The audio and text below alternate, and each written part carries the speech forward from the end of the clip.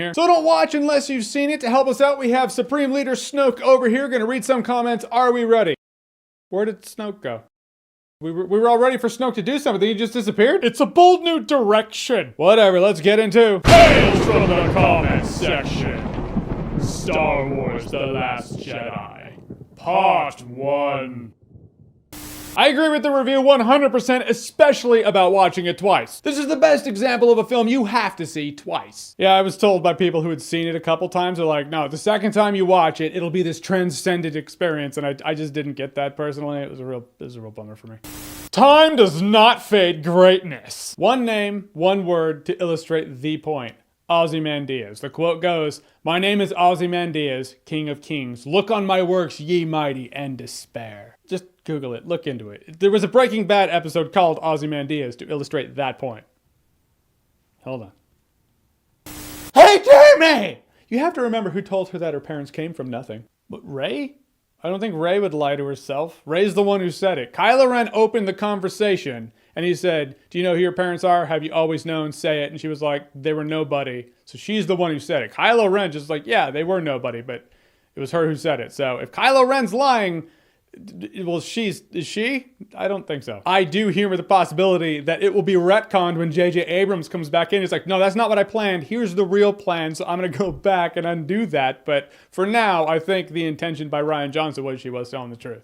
Star Wars died after Disney bought Star Wars. Well, it certainly is a new direction, that's for sure, and here's how I see it. We now have 3 Star Wars trilogies, one an incomplete trilogy, but still 3 Star Wars trilogies. Each one is different than all the other ones. The original trilogy is not like the prequels, nor is it like the new wave of Star Wars movies. The new wave of Star Wars movies is not actually like the old trilogy, nor is it like the prequels. Then you have the prequels, which are not like the original Star Wars trilogy, nor are they like the new Star Wars movies. And you have fans who ultimately gravitate towards one trilogy and the other ones don't line up with what they like in Star Wars, but it's because all of them are different. And that is why no one hates Star Wars movies as much as Star Wars fans, because Star Wars fans gravitate towards certain stories, but the other stories don't really line up with the stories they like, and so it all feels different, so they don't like those when they like these. I would love to see anyone out there who loves every Star Wars movie. I've never seen that.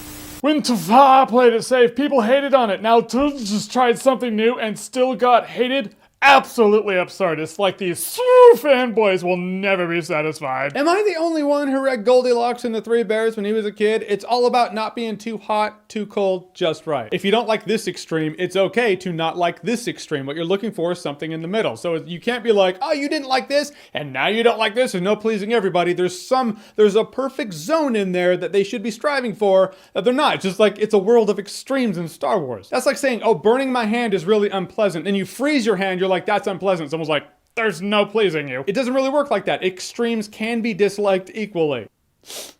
I felt the exact same way about this movie as Jeremy. That is until I watched it a second time. Once you accept the story that's in front of you, it's a way better experience. This movie is awesome-tacular. Whoa, whoa, whoa, whoa, whoa. Did you just snipe me with my own rating? No? Why do I graciously pretend that didn't happen? Let's get to the point. That threw me for a loop. I gotta collect myself. Okay, let's take Jar Jar Binks, for example. Jar Jar Binks is so much better when you realize that he's actually a cartoon clown made for children, not supposed to be a compelling, good, or funny character for adults. I'm not comparing The Last Jedi to Jar Jar Binks. What I am saying is anything can get better when you see it through that line of reasoning, when you validate it and justify it from a certain angle. Just stop, leave the internet, please. Well, sorry, robot. This is kind of what I do, but feel free to not come back.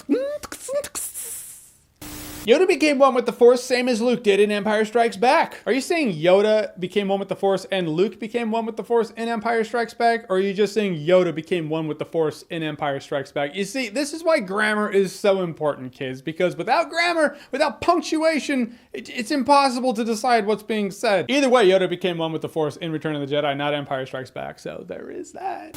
Wasn't it answered why Darth Vader had his name? I thought it was pretty blunt in the way he invaded the temple. That was his purpose. He was the invader of the Jedi Order, so that's why Palpatine chose that name. I don't know if you're trolling me right now.